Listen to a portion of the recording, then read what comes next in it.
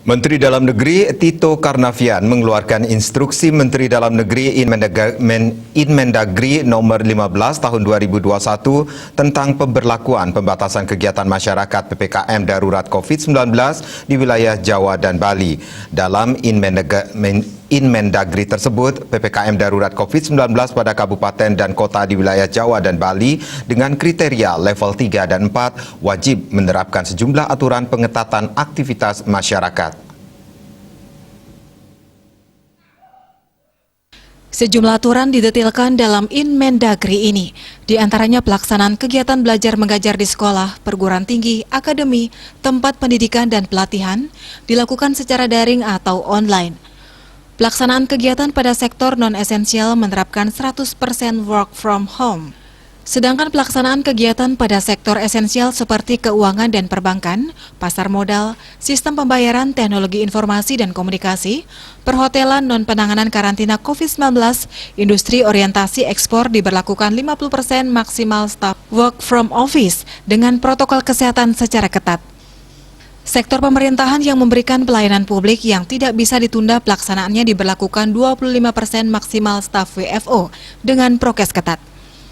Sektor kritikal seperti energi, kesehatan, keamanan, logistik, transportasi, industri makanan dan minuman serta penunjangnya, petrokimia, semen, objek vital nasional, penanganan bencana, proyek strategis nasional, konstruksi, utilitas dasar listrik dan air, serta industri pemenuhan kebutuhan pokok masyarakat sehari-hari diberlakukan 100% maksimal staf WFO dengan prokes sangat ketat.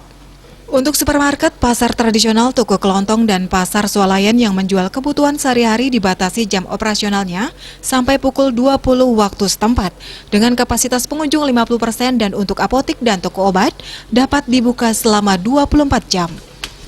Sementara itu, pelaksanaan kegiatan makan minum di tempat umum baik yang berada pada lokasi tersendiri maupun yang berlokasi pada pusat perbelanjaan atau mal hanya menerima delivery, take away, dan tidak menerima makan di tempat. Kegiatan pada pusat perbelanjaan, mal, pusat perdagangan ditutup sementara, kecuali akses untuk restoran, supermarket, dan pasar swalayan diperbolehkan. Pelaksanaan kegiatan konstruksi beroperasi 100% dengan menerapkan prokes secara lebih ketat. Tempat ibadah serta tempat umum lainnya yang difungsikan sebagai tempat ibadah ditutup sementara. Fasilitas umum, areal publik ditutup sementara. Kegiatan seni, budaya, olahraga, dan kegiatan sosial yang dapat menimbulkan keramaian dan kerumunan ditutup sementara. Transportasi umum dan kendaraan sewa diberlakukan dengan pengaturan kapasitas maksimal 70% dengan menerapkan prokes secara lebih ketat. Resepsi pernikahan dihadiri maksimal 30 orang dengan menerapkan prokes secara lebih ketat dan tidak menerapkan makan di tempat resepsi. Penyediaan makan hanya diperbolehkan dalam tempat untuk moda transportasi mobil pribadi, sepeda motor, bis, kereta api, dan kapal laut. Ketentuan ini hanya berlaku untuk kedatangan dan keberangkatan dari dan ke Jawa dan Bali. Aturan lainnya yaitu tetap memakai masker dengan benar dan konsisten saat melaksanakan kegiatan di luar rumah, serta tidak diizinkan penggunaan face shield tanpa menggunakan masker. Pelaksanaan PPKM Mikro di RT, RW, zona merah tetap diberlakukan. Dalam Inmendagri ini juga memberikan kewenangan bagi gubernur untuk mengalihkan alokasi kebutuhan vaksin dari kabupaten dan kota yang kelebihan alokasi vaksin kepada kabupaten dan kota yang kekurangan alokasi vaksin.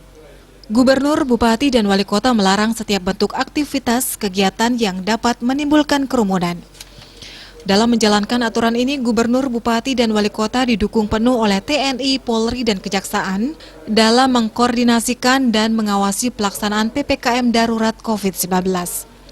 Gubernur, bupati, dan wali kota diminta agar mempercepat proses penyaluran bantuan sosial serta jaring pengaman sosial yang bersumber dari APBD.